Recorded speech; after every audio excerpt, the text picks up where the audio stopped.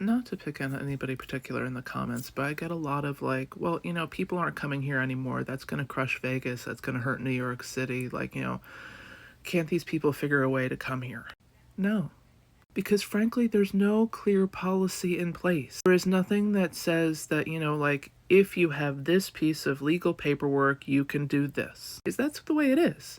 If I try to enter England right now, I have a passport.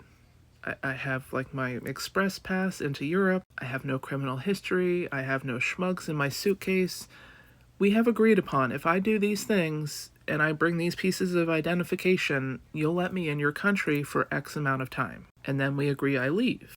The American border is now, well, we might stop you for one of many reasons. And ICE can hold you pretty much for as long as they want and deny you phone calls, basic comforts. There's no guarantee if you cross the border that you'll be allowed to go about your business. There's no guarantee that even if you're living in this country with all the legal paperwork, if you've gone through the whole process, if you followed every rule, that you'll be allowed to stay. Yesterday, a content creator I follow, Opinionated Brit, I really enjoyed his insights. He really is just one of those people who's sitting around going like, are we just fucking crazy or what? He's British. So is his wife. So are his 2 kids. He had said when Trump got in, like, there was going to be a moment in which he was going to have to prioritize his family, and yesterday was that day. He has scrubbed all of his content, all of his accounts, because he is a British man with a green card, with a wife and kids living in the United States. Now, by every definition that he understood when he got here, if he did the paperwork, if he did his job, if he paid his taxes, he was allowed to enjoy the rights of being an American while living in America. Those rules have changed. For his safety, for the safety of his family, he shouldn't have a public place in which he, dissents against Trump, MAGA. Hell, shortly his British accent is probably going to be enough to draw some people's, go back to your own country. This could all be clarified by Trump. We could keep tourism going. It's going to be really interesting to see how he handles like World Cup in 2026, the Olympics in 2028, because if people are scared to cross the border, what's not good for an athlete the day before a match? Being detained by ICE for unknown reasons. And look, for the most part, it won't be the athletes that get trapped up and held, but all the tourists who come in to see these matches. The World Cup draws a world audience. There are definitely a lot of countries in the world that should not come to the World Cup. I mean, it might be 1 in every 100 of you who get stopped and, questioned. Those are not good odds. For the lotto, those are great odds. For coming to the U.S. to see a soccer match, those are terrible odds. If we stuck to the rules of international travel and border crossings, if people living in the United States legally documented who were behaving and following the rules of their status were safe in the knowledge that, look, we're behaving. Okay, you want to get the extended visas, you want to get the undocumented out, like, we can understand. But I went through the 6-year green card process. I'm not a criminal. I'm an upstanding citizen. As a matter of fact, I'm a MAGA supporter.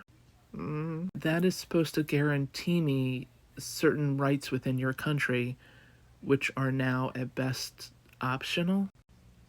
Look, airplanes arrive in the U.S. every day. People get on and off from international flights. It's just the odds of you being hassled go up. And, I don't think anybody wants to enjoy an ICE detention center. I don't think anybody wants to be separated from their phone and their family for an undetermined amount of time. The impending fear that without due process, you could end up with a shaved head in El Salvador, that scares the shit out of a lot of people. And this is the beginning when, the media is paying attention to this. If this continues, let's be honest, the media is going to burn out. This won't be a story anymore. We stopped covering Trump's detainment centers last time, and the only time it even crept up on the radar was when enough women brought forth the story of, we were forced sterilized while we were in that detainment center. Oh, and by the way, a quarter of the kids in that detainment center are still missing.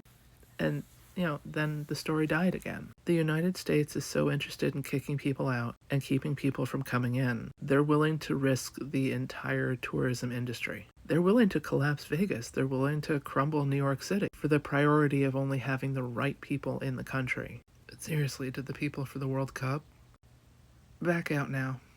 It's not going to get better in the US. And even if Trump does some like temporary, like, well, we won't ice anybody for the 3 weeks of the World Cup.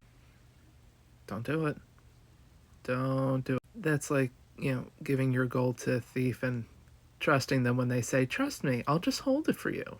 But seriously consider that Trump and his administration are well aware that hassling people at the border will lower tourism, will lower travel, will cause international students not to return. They know the consequences, and they are more than okay with them. I mean, sure, they might send a little lip service in a while, but this will affect airlines, this will affect hotels, this will affect travel, tourism, this will affect businesses. So interested in making sure a specific demographic doesn't enter their country, they're willing to punish everybody to the tune of billions of dollars. They'll tell you who they are. Listen.